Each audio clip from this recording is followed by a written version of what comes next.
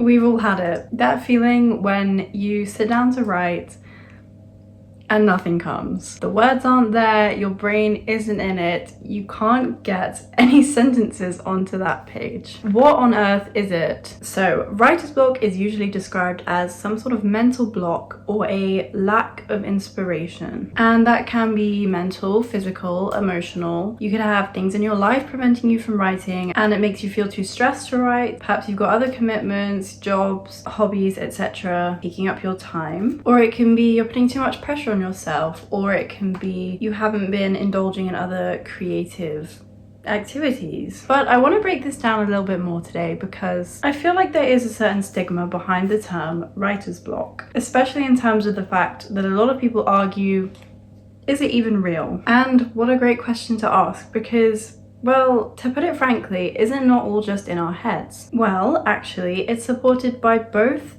scientific and personal, anecdotal evidence. But what is that scientific evidence, you may be wondering? Both the prefrontal cortex and the limbic system are very involved in the creative process. The prefrontal cortex being the part of the brain that's involved in decision making and problem solving, and the limbic system basically your emotions. And these can be very easily disrupted by stress. So if you think about it, if your body is not willing to write, willing to get involved in this creative process, how is your brain and your creativity supposed to be able to force out these words? But despite this, there is still the argument of, is it not just all in our heads? I mean, yes, we sit down and we feel like we can't write. We feel like there's nothing coming. But physically, you can sit there and you can write a sentence. You can sit there and you can write, the dog walked down the road.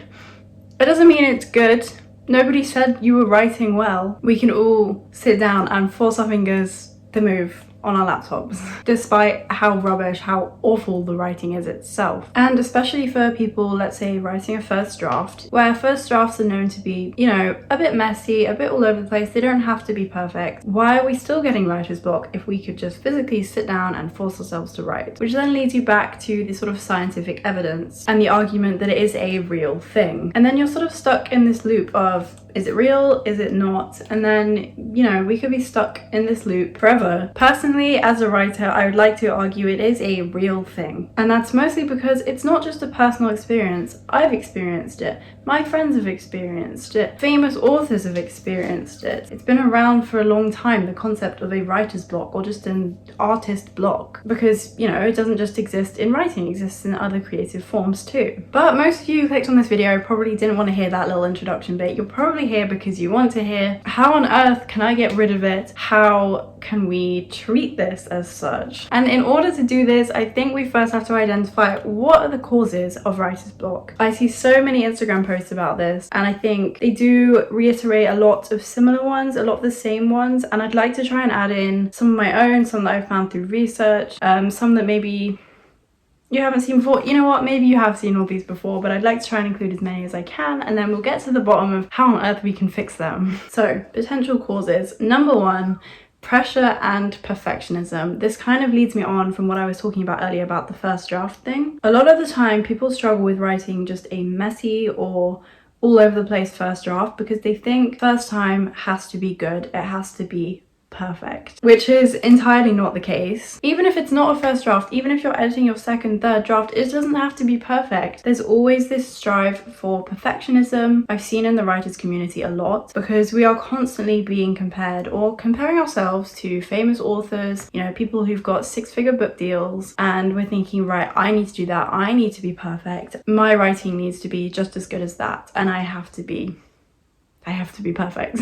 We're putting so much pressure on ourselves that sometimes it's overwhelming. It's almost the same as if you've got stress in school life or at work. That stress is going to carry over and muddle your brain. It's going to make it harder to focus, harder to be creative and imaginative. It's the same sort of stress, except that it's even more focused on the writing because you're trying to write and you're thinking, this isn't good enough, I need to do better. And then ultimately you just think, right, if I don't write, it can't be bad. And then you've caused this writer's block for yourself, almost. A lot of that sounded like I was putting the blame on you as an individual. Let me clarify, I'm not. I'm just saying there is a lot of pressure in the writing community and it's kind of just bound to happen. So don't sit there and think, oh my god, it's my own fault. Sarah's being mean. Sarah's telling me that it's my own fault I've got writer's block. No, I completely understand the pressures of the community. It's not entirely your fault, but this is just one cause. The second one, which I have seen being argued quite a lot, is you're not reading. And when I say I've seen this being argued a lot, is I've seen both sides of this coin, if you will. And that's some people saying you have to read to be a writer, and then other people saying you don't have to read. And I am strongly on the you have to read side. I think in order to be not even a good writer, just a writer full stop, you should be reading. And let's clarify here, not to be stealing work, plagiarizing, you know, directly copying work from other people, just because it keeps you in the flow, in the rhythm. It helps you understand what you should be doing. Does that make sense? And for me personally, I've seen a very big correlation between when I'm in a reading slump, I struggle to write. And I've recently gone out of a reading slump and I've read 3 books in the past week, and right now I am more motivated than ever to write. I'm actually editing a bit more than writing right now, but at least I've got that motivation back because I'm seeing some of these works and I'm thinking, subconsciously thinking, you know, this could be my book. I could have something like this. And then you could probably here draw a bit of a parallel between what I just said about pressure and perfectionism, because there's a level of comparison that's healthy. And that's not comparing every little thing. It's just looking at the bigger picture and kind of thinking, you know, if I do the little bits of writing now, eventually one day it can be big. Instead of thinking, oh my god, my book isn't like this right now, therefore it will never be. Reading is necessary as a form of inspiration and a little bit of motivation. Bit of a sidetrack here, I would just really quickly like to note, as I just said, I've been in a reading slump for a really long time. It's been a couple of months actually, and I've been struggling to get through books, but the book that pulled me out of it, I don't know if you can see over here, is The Housemaid by Frida McFadden. Is that how you say her name? And then I went on to read the second one, which was The Housemaid's Secret, and I will be reading the third one because I think it came out recently, or I'm not sure. I think there's a third one. Anyway, if anyone would like a fast-paced thriller to really pull them out of their reading slump, I would highly recommend. Anyway, next up, potential causes, we have not doing anything else creative. And this is one I haven't seen anywhere, but I kind of think this myself, and it kind of follows on from the reading thing, because reading is a creative hobby, but there are other hobbies instead of reading and writing. You know, there's, as an example, some of the ones I do myself: crochet, sewing. I used to do quite a bit of painting. And you might think here, Sarah, what are you going on about? If I do my other hobbies, I'm not gonna have time to write. But I just think sometimes it's good to have a bit of a balance, but still keep up the creativity. And I hate this phrase so much, but it's almost good to keep the creative juices flowing. I really hate that I just said that, but it really does sum it up perfectly. Next up, we have the fear of failure. I probably could have included this in the pressure and perfectionism bit, but it is a bit separate from the comparison side of the writing journey. Just the personal fear that you're not going to finish the book. The book's not going to be what you hoped it was going to be. It's not going to be good enough for your own standard. People are going to read it and not enjoy it. That fear is stopping you from writing. And it shouldn't be, because here's the reminder you need. Nobody has to read your book. Nobody is reading your book except for yourself when you're writing it. Okay, maybe one day they will. Maybe it'll be a bestseller, but that is one day. Right now it's not, and you don't have to worry about what other people think. You don't even have to worry about what you're thinking. If you're so scared of not finishing the book that you don't write it, of course you're never going to finish it. Just sit down and write the book.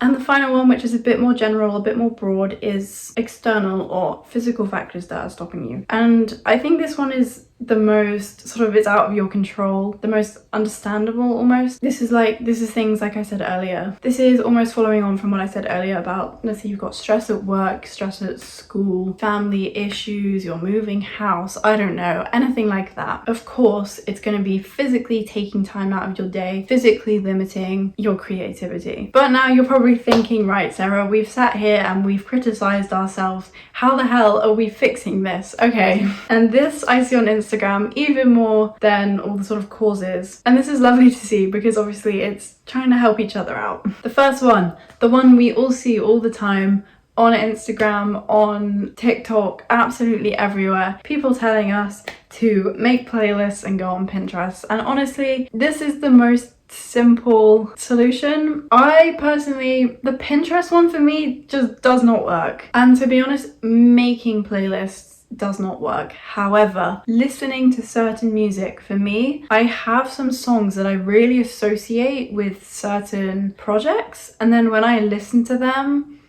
oh, the feeling of, oh my god, why have I abandoned this project? Why am I not writing? It just comes flooding back, and it really does help sometimes. But each to their own. As I said, Pinterest doesn't really work for me, but I know some people where, scrolling on Pinterest, making those mood boards, it's like immersing yourself in the story and it makes you want to get back to it. So try some things like this out.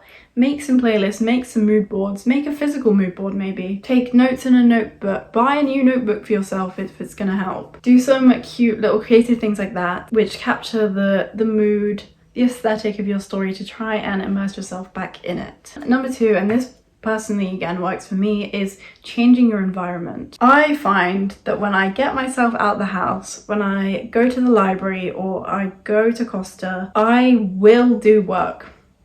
And I will do what I intended. And to be honest, I would like to research a bit more of kind of the science behind this, but I think mostly for me it's just that I've got out the house, like I may as well make the most of that. And there's no point me sitting there in Costa on my phone for 3 hours.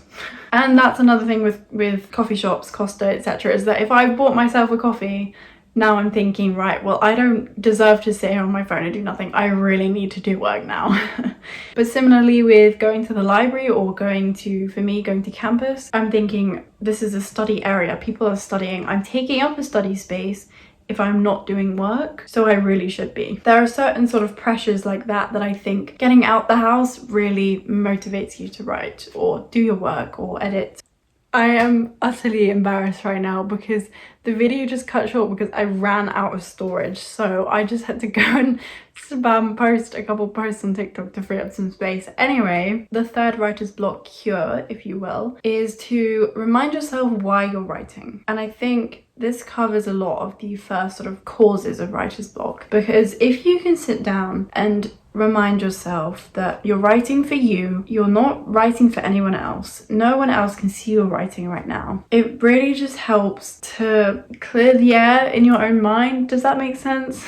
Alternatively, for some people, I think for me sometimes this is how I went about it. I would think, right, if I can, obviously the ultimate goal is to publish. Quick side note, if you didn't know, I'm a published author. This is my book. You should go read it, maybe, I don't know. Anyway, and if ultimately you have the similar sort of goals, you'd like to publish, you'd like to get the book finished, sometimes it's really helpful to just sit there and tell yourself, right, I just need to get the first draft done because I can't edit an empty page. I can't edit a blank page, but I can edit a first draft. And that really helps to just push yourself along, just get the words on the paper, get that messy first draft done. And then in the stages after that, let's say you're editing the second draft, you can sit there and think, right, I need to edit this so I can get it to a point where I can send out to beta readers, for example. And then you just keep putting these own little milestones in your mind to eventually get you to the final goal. And along the way, don't compare yourself to other people on Instagram. Don't compare yourself to these big published writers. Just think about your journey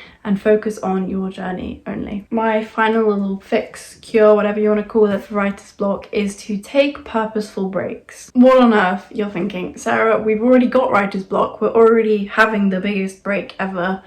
Why am I taking a longer break?